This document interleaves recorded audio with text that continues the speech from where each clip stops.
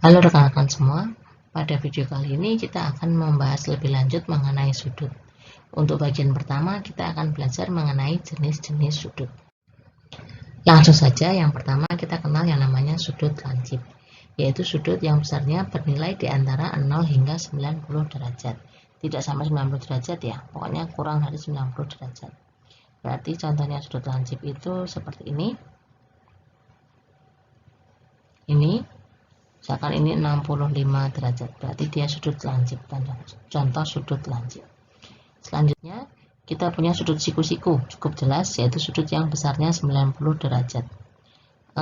Biasanya dinotasikan dengan lambang sudut seperti ini, atau mungkin seperti ini, gitu.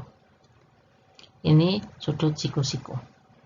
Selanjutnya kita juga punya sudut tumpul. Sudut tumpul itu sudut yang besarnya lebih dari 90 tetapi kurang dari 180 derajat. Contohnya seperti ini.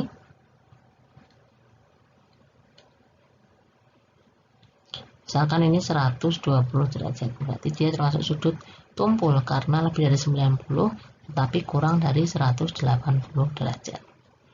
Oke, selanjutnya kita punya sudut lurus. Sudut lurus itu sudut yang besarnya 180 derajat, berarti dia berbentuk kaki sudutnya itu membentuk garis lurus, tetapi bukan berarti dia itu berubah garis, dia itu berubah sudut, tetapi besarnya itu 180 derajat seperti ini. Kemudian kita juga punya sudut refleks. Sudut refleks itu adalah sudut yang besarnya lebih dari 180 derajat tetapi kurang dari 360 derajat. Contohnya ini misalkan kita punya sudut refleks, jadi dari sini sampai ke sini lebih dari 180 tapi kurang dari 360, misalkan saja besarnya itu adalah 240 derajat. Ini adalah contoh sudut refleks. Nah, itu tadi bagian pertama, cukup mudah sekali. Kita sudah pernah mengenalnya di SMP atau mungkin SMA. Selanjutnya kita menginjak ke bagian kedua, yaitu jenis-jenis pasangan sudut. Sebelum masuk ke yang sulit, kita yang mudah terlebih dahulu. Yang pertama adalah sudut-sudut berdampingan, yaitu dua sudut yang memiliki titik sudut dan salah satu kaki sudutnya sama. Contohnya seperti ini. Misalkan saya punya sudut seperti ini. Nah, misalkan ini A, B, C, dan ini O. Nah, sudut AOB dan sudut BOC kan sama-sama memiliki titik sudut titik O. Selain itu, mereka juga berbagi kaki sudut OB. Jadi, kaki sudut OB itu ada di sudut AOB, ada juga di sudut BOC. Artinya mereka kaki sudutnya sama, yaitu ada satu kaki sudut yang sama, yaitu BO.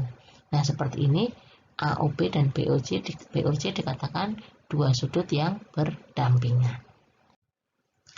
Selanjutnya kita punya juga sudut bertolak belakang, yaitu sudut yang tidak berdampingan dan terbentuk oleh dua garis yang berpotongan. Mohon maaf, ini salah, harusnya berpotongan. Ini berpotongan. Nah, seperti apa gambarnya sudut yang bertolak belakang? Seperti ini. Ini garis yang berpotongan. Nah, sudut ini misalkan saya kasih nama 1. Ini sudut yang kedua. Sudut 1 dan 2 ini termasuk sudut yang bertolak belakang. 1 dan 2, sudut 1 dan sudut 2 itu bertolak belakang. Begitu juga dengan sudut nomor 3 dan nomor 4 itu juga sudut yang bertolak belakang. Nah, pada materi berikutnya nanti kita akan mengetahui bahwa sudut yang bertolak belakang itu besarnya adalah sama. Jadi, kedua sudut yang saling bertolak belakang itu adalah kongruen. Selanjutnya kita punya sudut berpenyiku, yaitu dua sudut yang jika besarnya dijumlahkan maka hasilnya adalah 90 derajat. Berarti seperti ini, misalkan seperti ini.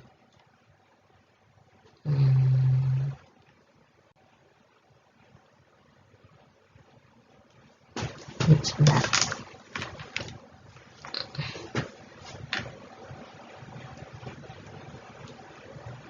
Oke, misalkan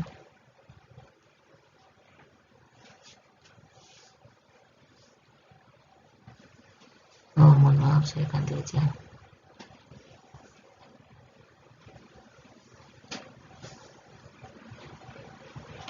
Misalkan seperti ini. Nah, ini sudut yang, nah, misalkan ini A, B, C seperti tadi, ini O. Nah, sudut